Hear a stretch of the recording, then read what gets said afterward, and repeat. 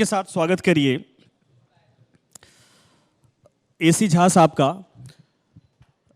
देखिए, जब कोई प्रिंसिपल बैठता है, कोई एजुकेशनिस्ट बैठता है हमारे साथ, तो हम ये सोचते हैं कि वाकई में उससे कुछ ऐसा निकाल सकें जो पूरे जीवन भर का अनुभव हो।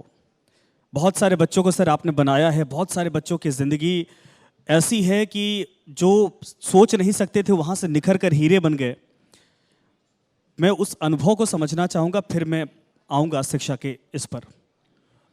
हम लोगों का मुख्य मकसद जो डीएवी ग्रुप ऑफ इंस्टीट्यूशंस हैं, लगभग ये सबसे बड़ा लार्जेस्ट नॉन गवर्नमेंटल ऑर्गेनाइजेशन है और पूरे भारत में इसके लगभग 950 ब्रांचेज हैं जी। और बिहार में ही इसके लगभग 97 to 98 ब्रांचेस बिहार में ही अकेले हैं। और डीएवी का जो मेन जिस पर ये टिका हुआ है वो तीन शब्द पे टिका हुआ है। हाँ। शिक्षा, सेवा और संस्कार। ये तीन शब्दों में पूरा डीएवी को हम बांट सकते हैं। शिक्षा तो सब स्कूल देते हैं और जब जब कभी भी बिहार में फ्लड आया या जब कभी भी हम लोगों का कोई भी दूसरा इंस्टीट्यूशन जहां भी कहीं भी जरूरतमंदों को कुछ दिया गया, उसमें डीएवी हरदम आगे रहा है।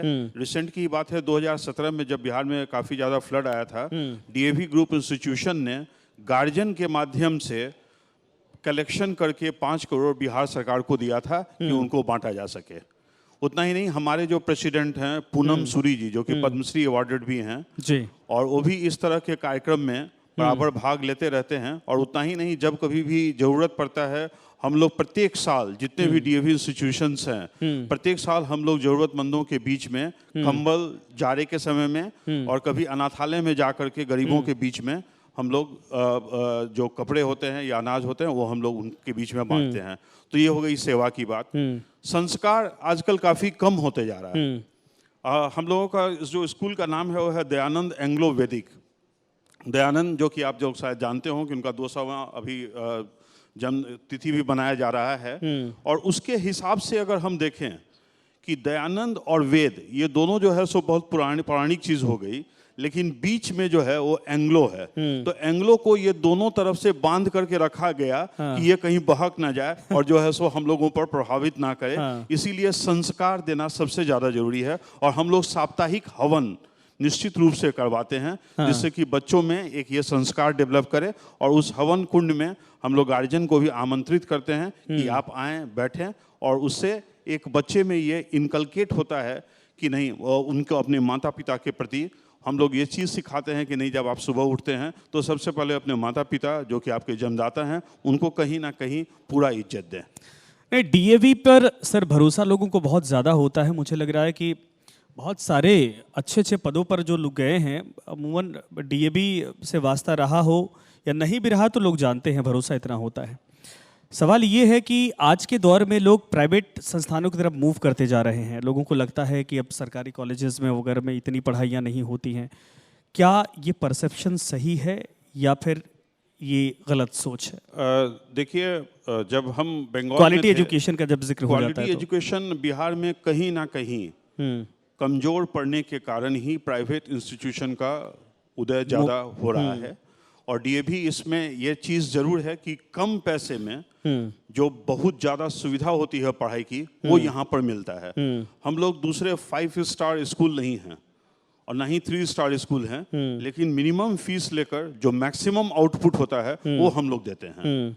और जिसके कारण इसके चेंज और रेंजेस जो है सो काफ़ी बढ़ते जा रहे हैं। हम लोगों के बिहार में जो हमारे डीआरओ हैं श्री एसके झा सर हैं, उनके नेतृत्व में ये लगातार ये चेंज जो है सो बढ़ते ही जा रहा है। और इसका मुख्य कारण यही है कि कम पैसे में ज़्यादा से ज़्यादा रिटर्न। तो एक तरह से आप ये भी कह सकते हैं कि बिजनेस पॉइंट ऑफ व्यू से भी कहीं ना कहीं ये गार्जियंस के लिए फ़ायदामंद है। और हम जहाँ पर अभी हैं डीएवी बीएससीबी में, तो वहाँ पर हम लोगों का इतना ज़्यादा प्रेशर रहता है एडमिशन का कि तरह तरह से कभी आईएएस का, आईपीएस का, मंत्रियों का बहुत ज़्यादा प्रेशर रहता है, सोर्सेज लगते हैं। हाँ, तो कहीं ना कहीं एक हमको वहाँ पर एक स्ट्रॉन्ग डिसीजन लेना पड़ता है कि हम जो है सो अगर उसके साथ कंप्रोमाइज़ करेंगे तो स्कूल का सैंक्टिटी मेंटेन नहीं रह पाएगा और जिसके कारण हो सकता है कि कितने आदमी हम लोगों से नाराज भी हों। अच्छा, जन सरोकार को लेकर आपने कहा कि 5 करोड़ के आसपास हमने फंड इकट्ठा किया था, कोविड के दौरान सरकार को हमने हैंडओवर किया, उससे फ़ायदा हुआ।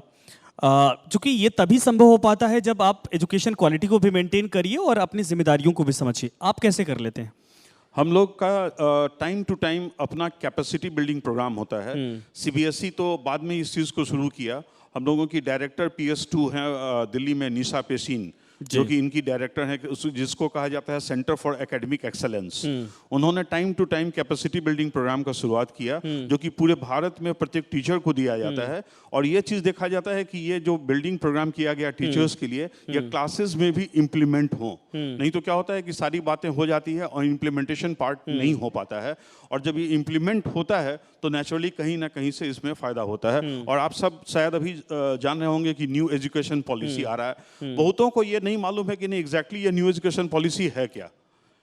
पहले जो था हम लोगों का सिस्टम 10+2 का था, लेकिन अब जो न्यू एजुकेशन पॉलिसी आ रही है उसमें 5+3+3+4 इस तरह से। पहले 12 साल का एजुकेशन जिस पर कि सरकार की नज़र रहती थी स्कूलिंग में, और अब ये जो है बढ़ा करके 15 साल कर दिया गया है। और इस पे हम लोग अभी से ही काम करना शुरू कर दिए हैं कि नेक्स्ट ईयर से हम लोगों में ये 3 years + 2 years जिसको कि फाउंडेशन स्टेज कहते हैं, फिर प्रिपरेटरी स्टेज फिर अनदर 3 years का रहता है, फिर मिडिल स्टेज फिर वो जो है 3 years का रहता है, और सेकेंडरी स्टेज जो कि 9 to 12 रहता है वो फिर अनदर 4 years का रहता अच्छा, है। लोगों को जल्दबाजी आजकल बहुत यूथ को होती है, वो सोचते हैं सीधे प्रोफेशनल कोर्सेज करिए, जाके नौकरी करिए। कोई अब सीधे डिग्री हासिल उस तरीके से नहीं करता, कोई MBA कोई BA कर रहा है, कोई BSc कर रहा है, कोई MSc कर रहा है। अब उस दिशा में लोग नहीं जाना चाहते हैं। ऐसा क्यों होता है कि अब रुझान धीरे धीरे प्रोफेशनल कोर्सेज की तरफ है, जहां पर सीधे जल्दी नौकरी मिले, जल्दी पैसा बने?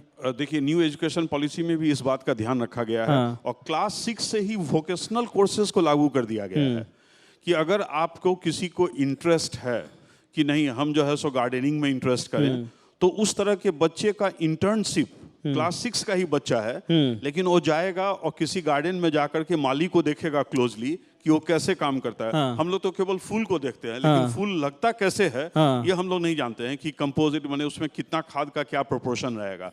अगर कोई कारपेंटर को जाकर के कोई शोरूम हम लोग देखते हैं कि नहीं डुरियान का शोरूम है, बहुत सारा शोरूम है फर्नीचर्स में, तो उसमें जाकर के आप फ्रॉम क्लास 6 से ही ये बदलाव न्यू एजुकेशन पॉलिसी के तहत में किया गया है, जो कि अपने आप में एक बहुत बड़ा बदलाव है। और जिसके कारण ये देखा जा सकता है कि ये इम्पैक्ट जो कि आगे चल करके बच्चे इंटरप्रेन्योरशिप में कन्वर्ट हो सकते हैं, जिसको कि वोकेशनल कोर्स कोडिंग और डिकोडिंग भी यहाँ पर शुरू किया जाता है। अच्छा, आज के बच्चों को आप चूंकि खुद प्रिंसिपल हैं, शिक्षक हैं, जिंदगी की दिशा और पढ़ाई की दिशा दोनों का अगर कुछ समावेश देना हो तो क्या आप कहेंगे? पूरा बिहार सुन रहा आपको। हम तो ये कहना चाहेंगे कि ये दोनों इंटायरली डिफरेंट चीज है। हो सकता है कि एक पढ़ा लिखा आदमी भी सिविलाइज सिटीजन ना हो, और हो सकता है कि एक सिविलाइज सिटीजन पढ़ा लिखा ना हो। अच्छा, मेरा सीधा कंक्लूजन है कि काबिल कैसे बना जाए? काबिल तो इस तरह से बनाया जा सकता है कि उसको हम लोग इनकलकेट करें कि ये अपने अंदर एक अच्छे संस्कार को डेवलप कर सके, तभी जो है सो कुछ काबिलियत आ सकती है। काबिलियत हो सकता है किसी में बहुत हो, लेकिन उस काबिलियत के साथ साथ उसमें हो सकता है घमंड भी आ जाए, तो कहीं ना कहीं उसके कैरेक्टर को डैमेज करेगा। तो उसका चरित्र भी उतना ही अच्छा रहना चाहिए, स्ट्रांग रहना चाहिए, जो कि हम लोग DAV में उसका निर्माण भी करते हैं। और आपको यह बता दें कि हम लोग का प्रत्येक साल DAV में चरित्र निर्माण शिविर का एक जो है सो कैंप भी लगता है, जो कि क्लास 7 तक के बच्चों का और 8 तक के बच्चों का उसमें करवाया जाता है। 4 दिन तक कैंप लगता है और बच्चे उसमें रहते हैं, और उसमें हम लोगों के भजनोपदेशक रहते हैं जो कि उनको बताते हैं कि किस तरह से आपको अपने जो चरित्र को है किस तरह से आपको डेवलप। बिल्कुल सर, शुक्रिया, आपने समय दिया, धन्यवाद।